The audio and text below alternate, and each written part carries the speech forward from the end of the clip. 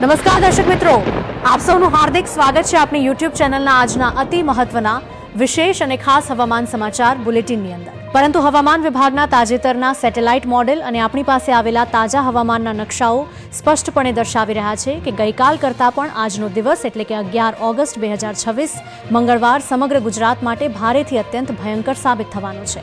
આજે વહેલી સવારે 5 વાગ્યાથી જ વાદળોના ભારે ગડગડાટ અને વીજળીના ભયાનક કડાકા ભડાકા સાથે શરૂ થયેલો આ વરસાદી તાંડવનો માહોલ મોડી રાત્રે 12 થી 1 વાગ્યા સુધી આખા ગુજરાતને દમરોળવાનો છે. બંગાળની ખાડીમાં સર્જાયેલી મહાકાય, તોફાની અને અત્યંત મજબૂત લો પ્રેશર સિસ્ટમ હવે પૂર ઝડપે આગળ વધીને સીધી ગુજરાતના માથા પર આવીને બરાબર ગોઠવાઈ ગઈ છે. આ સિસ્ટમના પરિણામે આગામી 24 થી 48 કલાક દરમિયાન કાળઝાળ વીજળીના ચમકારા, કડાકા ભડાકા, તોફાની પવન અને આભ ફાટે તેવા ધોધમાર અતિભારે વરસાદની પૂરેપૂરી સંભાવનાઓ સેવાઈ રહી છે. આથી ઉત્તર ગુજરાત, મધ્ય ગુજરાત, દક્ષિણ ગુજરાત, સૌરાષ્ટ્ર અને કચ્છના તમામ નાગરિકો માટે આગામી કલાકો અત્યંત સંવેદનશીલ, ગંભીર અને સાવચેત રહેવા જેવા છે. હવે ચાલો આપણી સ્ક્રીન પર દેખાઈ રહેલી લાઈવ સેટેલાઇટ ઇમેજ પર નજર કરીએ.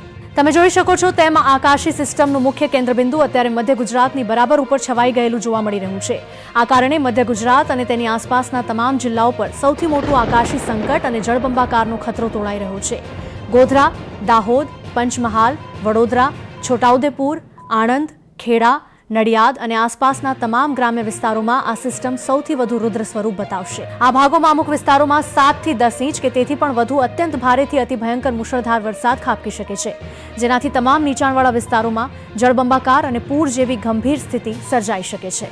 ઉત્તર ગુજરાતના વિસ્તારોની વિગતવાર માહિતી મેળવીએ તો બનાસકાંઠા, સાબરકાંઠા, પાટણ, મહેસાણા, અરવલ્લી, પાલનપુર, ડીસા, ધાનેરા, થરાદ, ભાભર, રાધનપુર, સુઈગામ, કાંકરેજ, ઊંઝા, વિસનગર, ખેરાલુ, સતલાસણા, ઈડર, ખેડબ્રહ્મા, પ્રાંતિજ, મોડાસા, બાયડ, માલપુર અને પવિત્ર યાત્રાધામ અંબાજી સુધીનો આખો પટ્ટો આજે મેઘરાજાના ભારે પ્રકોપ હેઠળ રહેશે.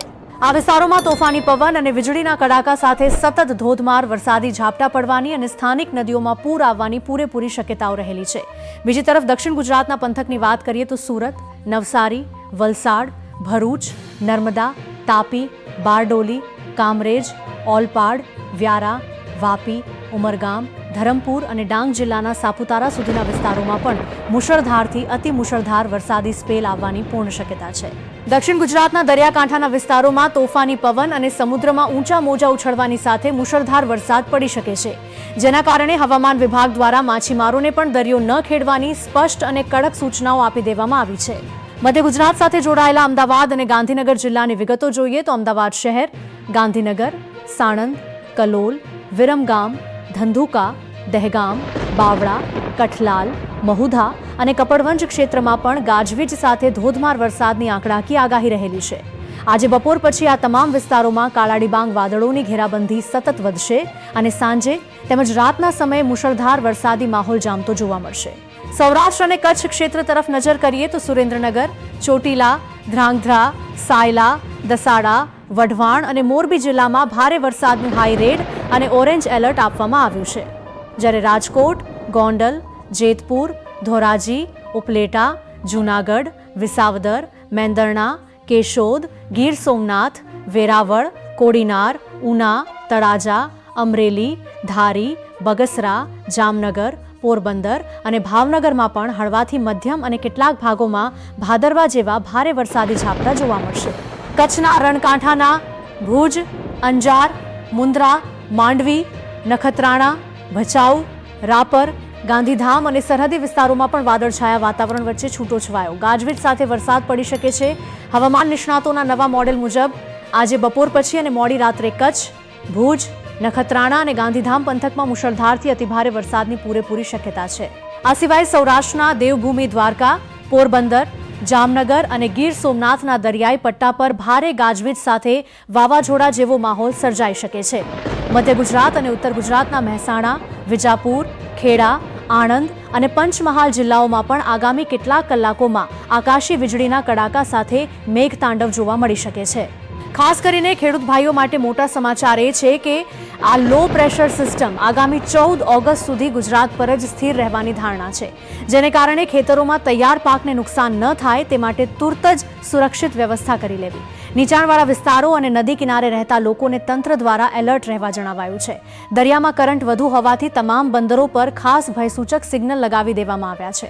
આ ઉપરાંત ગુજરાતના દરિયાકાંઠાના વિસ્તારોમાં પવનની ગતિ પણ કલાકના 40થી 50 કિલોમીટર સુધી પહોંચી શકે છે. દરિયામાં કરંટ વધારે હોવાના કારણે બંદરો પર પણ સાવચેતીના સિગ્નલ લગાવી દેવામાં આવ્યા છે. ચક્રવાતી પવનોના કારણે સોસાયટીઓ અને નીચાણવાળા રહેણાંક વિસ્તારોમાં ઝાડ પડી જવા કે સાઇનબોર્ડ ઉડી જવાની ઘટનાઓ બની શકે છે. માટે દરેક નાગરિકે ખાસ તકેદારી રાખવી. ખાસ કરીને વીજળીના તાર કે ખુલ્લા વાયરોથી દૂર રહેવું અને બાળકોને પણ બહાર રમવા ન જવા દેવા. ગઈકાલ સાંજથી રાજ્યના અનેક જળાશયો અને ડેમોમાં પાણીની આવક સતત વધી રહી છે. નર્મદા, તાપી અને સરદાર સરોવર જેવા મુખ્ય જળાશયોના દરવાજા પણ ખોલવામાં આવી રહ્યા છે, જેના કારણે નદીકાંઠાના ગામડોને એલર્ટ કરી દેવામાં આવ્યા છે. કોઈપણ કટોકટીની સ્થિતિમાં સ્થાનિક ડિઝાસ્ટર મેનેજમેન્ટની ટીમ અને હેલ્પલાઇન નંબરનો સંપર્ક કરવો. હવે વાત કરીએ ગુજરાતના નદી નાળા અને ડેમની પરિસ્થિતિ વિશે. ઉપરવાસમાં ભારે વરસાદના કારણે રાજ્યના 100થી વધુ ડેમ હાઈ એલર્ટ પર મૂકવામાં આવ્યા છે. સરદાર સરોવર નર્મદા ડેમની સપાટીમાં સતત વધારો થઈ રહ્યો છે, જેના કારણે નીચાણવાળા વિસ્તારો અને નદી કિનારે રહેતા ગામડોને સાવચેત કરી દેવાયા છે. દક્ષિણ ગુજરાતની પૂર્ણા, અંબિકા અને કાવેરી નદીઓ બે કાંઠે વહી રહી છે, જેને કારણે સુરત, નવસારી અને વલસાડના નીચાણવાળા વિસ્તારોમાં પૂરનું જોખમ વધી ગયું છે. તંત્ર દ્વારા એસડીઆરએફની ટીમોને તૈનાત કરી દેવામાં આવી છે.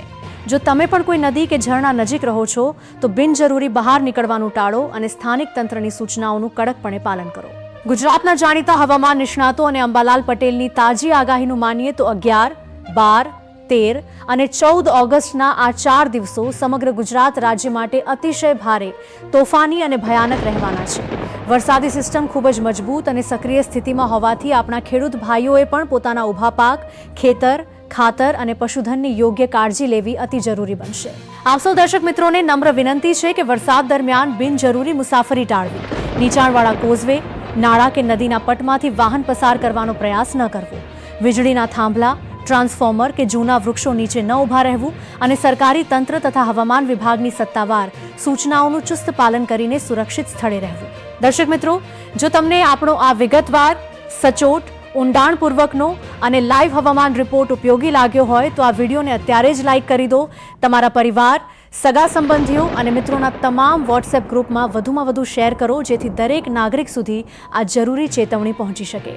અને દરરોજના તાજા, સાચા, સચોટ અને લાઈવ હવામાન સમાચાર સૌથી પહેલા મેળવવા માટે આપણી યુટ્યુબ ચેનલને અત્યારે જ સબસ્ક્રાઇબ કરવાનું બિલકુલ ન ભૂલતા. આપ સૌનો ખૂબ ખૂબ ધન્યવાદ. જય હિન્દ, જય જય ગરવી ગુજરાત.